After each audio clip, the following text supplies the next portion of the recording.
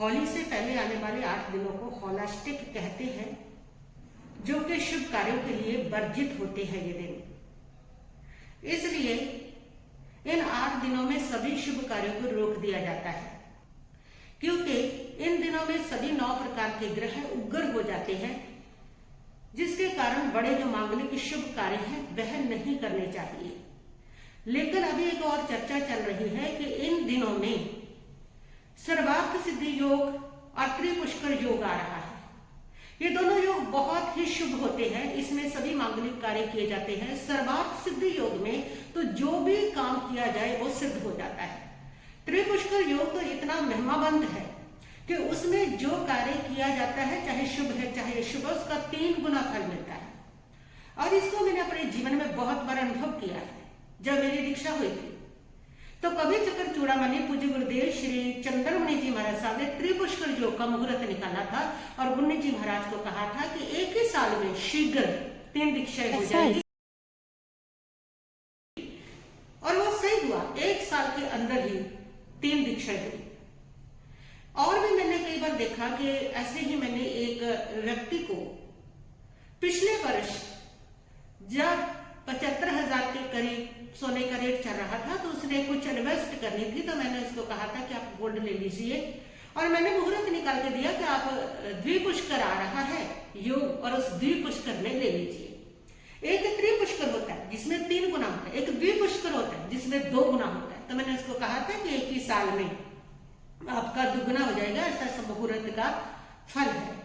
और उस व्यक्ति ने नवंबर, अक्टूबर, नवंबर जो भी महीना था 2024 का, उसमें वो लिया और 2025 आते आते वो डबल हो गया। यानी कि इसका और भी कई लोगों पे मैंने इसको आजमाया, देखा, किया।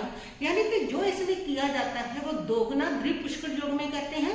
त्रिपुष्कर योग में जो भी आप शुभ काम करते हैं वो आपको 3 गुना होकर के मिलता है, और इसका फल बहुत शीघ्र मिलता है, 1.5 साल के अंदर व्यक्ति को मिल जाता है। इसलिए इन दिनों में सारे शुभ अच्छे काम किए जाते हैं। लेकिन अभी होलाष्टिक चल रहे हैं, ये बहुत शुभ दिन है, और ये दोनों योग आ रहे हैं इस होलाष्टिक में। कल 27 फरवरी को 10:48 से सर्वार्थ सिद्धि योग प्रारंभ हो रहा है, और ये योग चलेगा 28 फरवरी को 6:53 तक चलेगा। और दूसरा जो योग है 28 फरवरी को ही 6:53 से प्रारंभ होगा, 9:34 तक त्रिपुष्कर योग चलेगा। और उसके साथ 1 तारीख को सुबह 6:53 से प्रारंभ होकर के 8:34 तक फिर सर्वार्थ सिद्धि योग आएगा।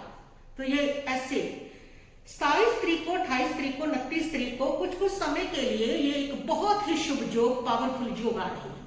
अब बात यह है कि अगर होलाष्टिक के जो दिन है वो अशुभ है, तो ये शुभ योगों में क्या जो रुके हुए काम है जो होलाष्टिक के कारण रोक दिए लोगों ने, शुभ कार्य वो किए जा सकते हैं।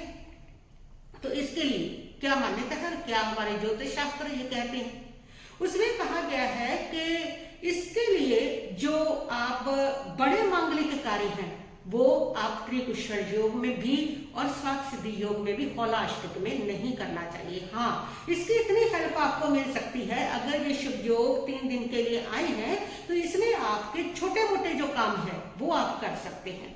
जैसे आपने गोल्ड लेना है तो गोल्ड आप इन्वेस्टमेंट के लिए नहीं ले सकते क्योंकि होलाष्टिक है। लेकिन त्रिपुष्कर योग में हाँ, अगर आपने अपने लिए यूज करना है, आपके काम आने वाला है, उसको आपको चाहिए तो वो आप ले सकते हैं। यानी कि बड़े काम इसमें भी आपको नहीं करने होते शुभ योग में, होलाष्टक में। जैसे सगाई है, विवाह है, और उसके साथ साथ नया व्यापार शुरू करना है या गृह प्रवेश है, ये जितने भी बड़े काम है वो इसमें भी सही योग चाहे आ रहा है उसमें भी वर्जित है। हाँ, छोटी मोटी खरीदारी इसमें निषेध नहीं है कि आपको अपने कपड़ा खरीदना है, आपको और इलेक्ट्रॉनिक छोटा मोटा सामान लेना है वो आप ले सकते हैं। और अगर आपको बड़ा चीज लेनी है तो वो होलाष्टक में आप रुक जाइए, उसके लिए बाद में पछताना पड़ सकता है, उसमें वो मत कीजिए। लेकिन हाँ, छोटे मोटे जो काम है, आपको बैंक अकाउंट खुलवाना है या फिर आपको कोई सरकारी फॉर्म भरना है या फिर आपको और कोई नौकरी है, तारीख तय है, ज्वाइन करनी है, तो इन दिनों में कर सकते हैं, इस मुहूर्त में तब आप कर सकते हैं, उसको कर सकते हैं।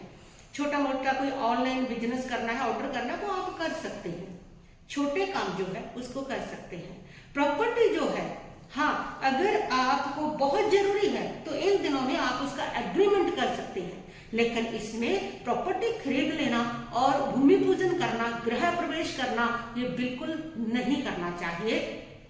तो लोगों में ये कंफ्यूज बना हुआ है कि सर्वार्थ सिद्धि योग आ रहा है होलाष्टक में और त्रिपुष्कर योग आ रहा है, तो इसमें क्या हमें करना चाहिए, लेकिन ये बड़े काम जो है, बड़ी इन्वेस्टमेंट जो है वो इसमें नहीं करनी चाहिए। होलाष्टक के बाद ही छोटे छोटे जो काम आपके रुके हैं वो आप इसमें कर सकते हैं।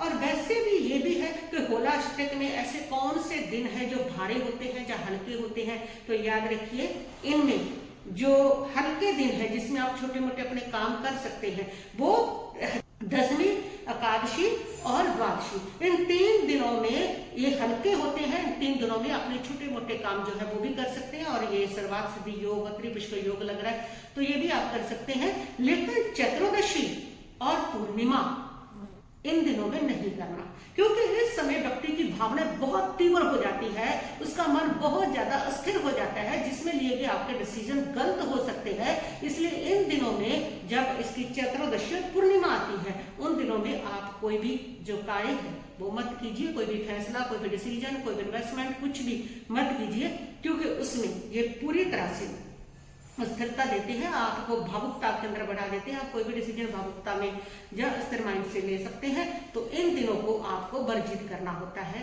तो बस इतना ही कहते हुए मैं अपने वक्तव्य को यहीं पर स्थगित करती हूँ। शांति शांति।